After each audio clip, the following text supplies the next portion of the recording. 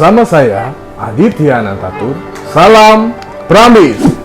Pram, eksistensinya dalam berkarya.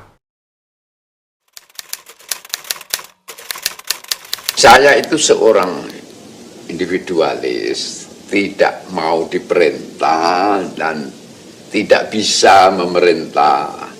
Banyak kala tidak mau kompromi dan terus menentang untuk tetap menjadi diri sendiri.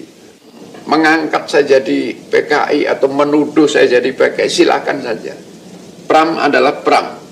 Pram adalah Pram. Pramudia Nantatur adalah seorang individualis yang tidak bisa diperintah dan tidak mau memerintah. Pramudia Nantatur tidak pernah sekalipun mengajarkan ajaran komunisme melalui karya-karya sastra. Seperti tuduhan-tuduhan yang pernah dilemparkan kepadanya sangat jauh sekali dengan ajaran komunisme yang pahamnya sama rata, sama rasa.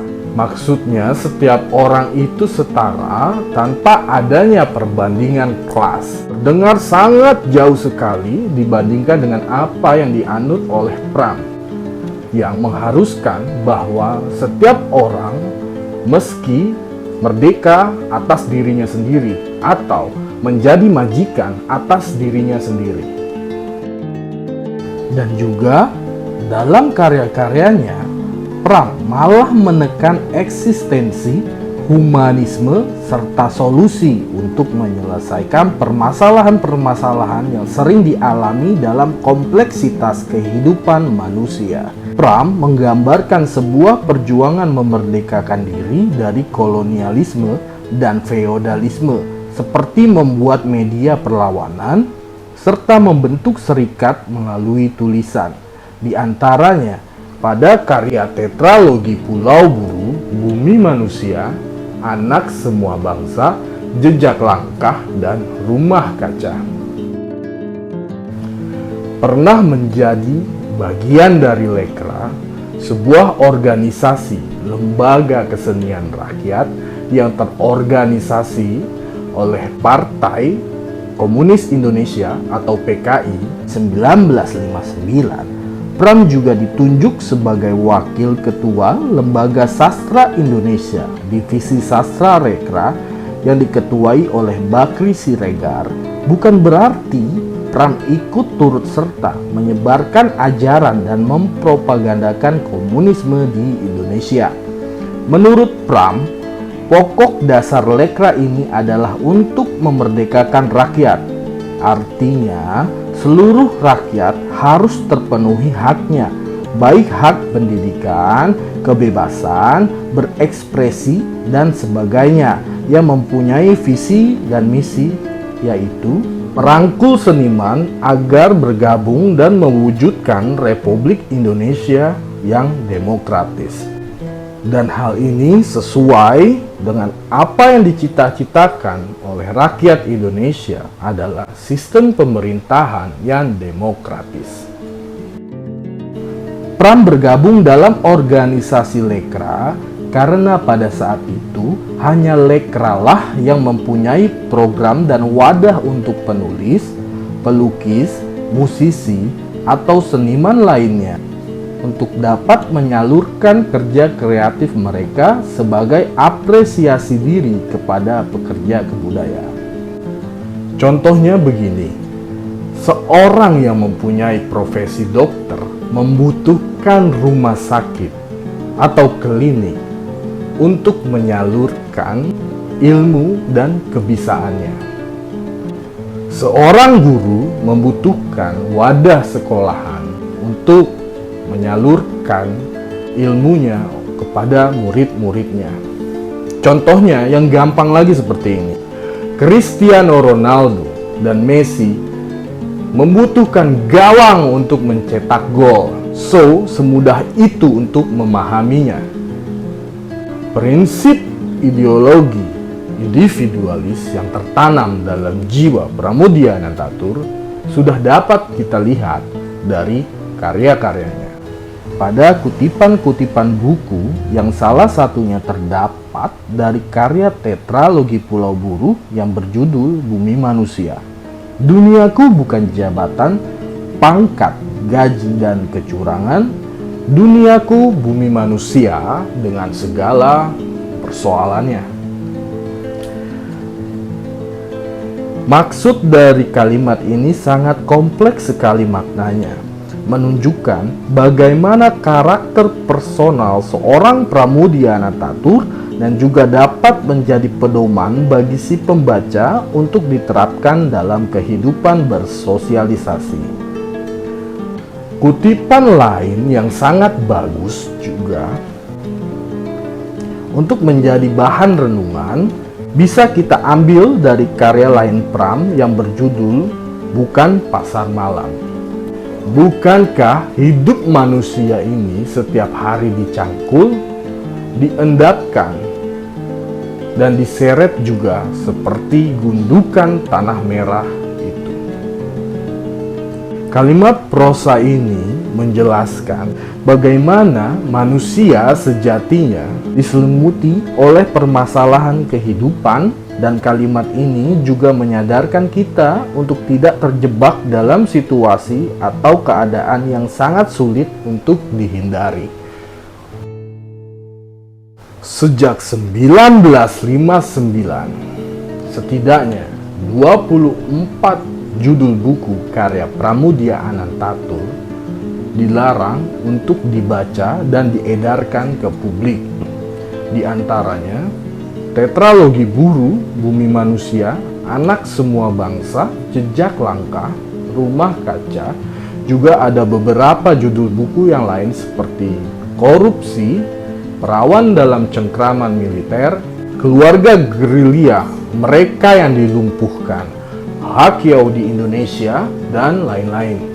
Jadi, sebetulnya karya-karya Pram dilarang di zaman Orde Baru bukan karena salah dari karya-karyanya, melainkan Orde Baru takut jika eksistensi Pram akan menghambat program-program mereka, pemerintahan Orde Baru.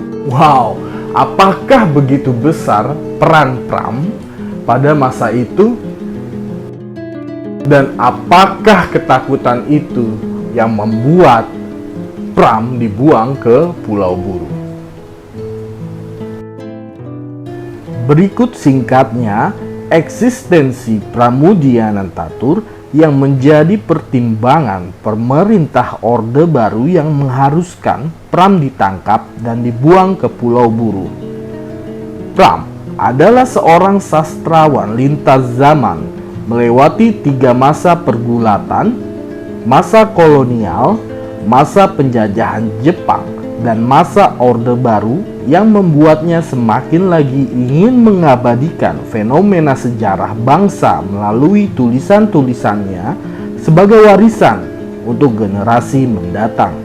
Dalam hal ini, Pram menyadari kalau memang sejarah bangsa sudah dibobrokkan semenjak zaman kolonial. Pada Juli tahun 1947, sehubungan dengan agresi militer Belanda pertama melawan Republik Indonesia, Pram ditangkap dan disiksa di stasiun kereta api oleh sekelompok anggota Angkatan Laut Belanda yang terdiri dari orang-orang Eropa, Eurasia, dan Ambon yang tegap dan kekar. Pram tengah membawa surat dan beberapa berkas mencurigakan yang dijadikan bukti keterlibatannya dengan gerakan perlawanan.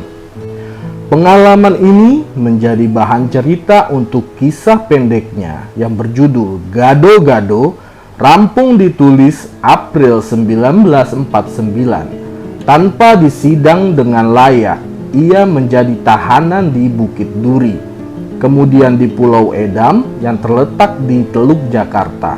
Pengalaman-pengalamannya di penjara menjadi bahan cerita untuk kisah-kisah pendeknya yang berjudul Mereka yang Dilumpuhkan pada tahun 1951. Tahun-tahun dalam penjara Bukit Duri ia gunakan untuk menulis naskah perburuan pada tahun 1950 dan Keluarga Gerilya tahun 1950 juga, serta beberapa cerpen termasuk Jongos dan Babu.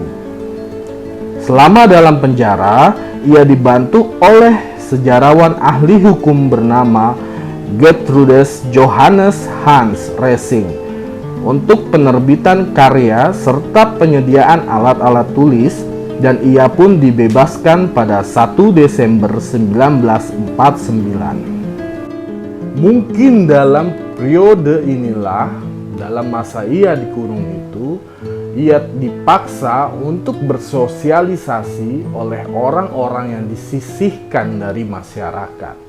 Contohnya seperti penjahat, pembunuh, penipu, mantan mata-mata, desertir, orang-orang Eropa, Eurasia, Arab, Cina, dan sebagainya, hingga ia tertarik kepada masalah-masalah orang kecil yang terbuang dari masyarakat serta yang sulit menyesuaikan diri ke dalamnya, menjadi tokoh-tokoh penting dalam tulisan-tulisan Pramoedya Anantatur.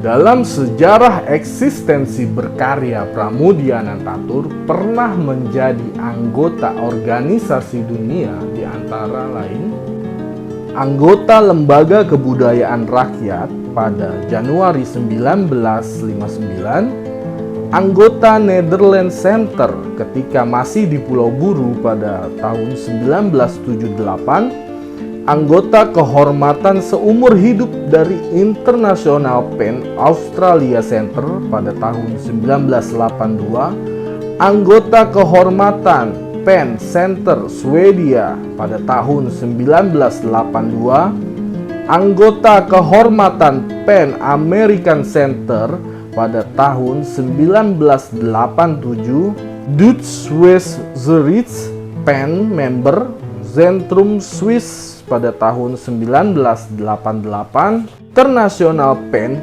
English Center Award pada tahun 1992, International Pen Award Association of Writers Zentrum Deutschland, Jerman pada tahun 1999, dan memperoleh penghargaan nasional dan internasional antara lain penghargaan Balai Pustaka pada tahun 1951, Freedom to Write Award dari Pen American Center pada tahun 1988, penghargaan dari The Fund for Free Expression New York pada tahun 1989, Wharton Award pada tahun 1995, Ramon Magsaysay Award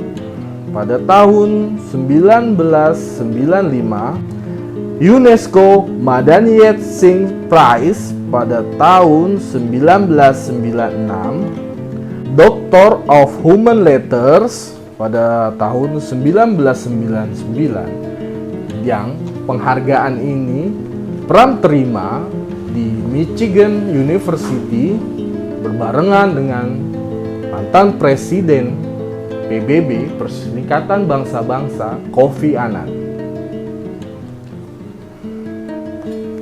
Lalu Chancellor Distinguished Honor Award pada tahun 1999, Chevalier de Ordre des Arts et des Lettres pada tahun 1999, New York Foundation for the Arts Award pada tahun 2000, Fukuoka Culture Grand Prize di Jepang pada tahun 2000, The Norwegian Authors Union pada tahun 2004,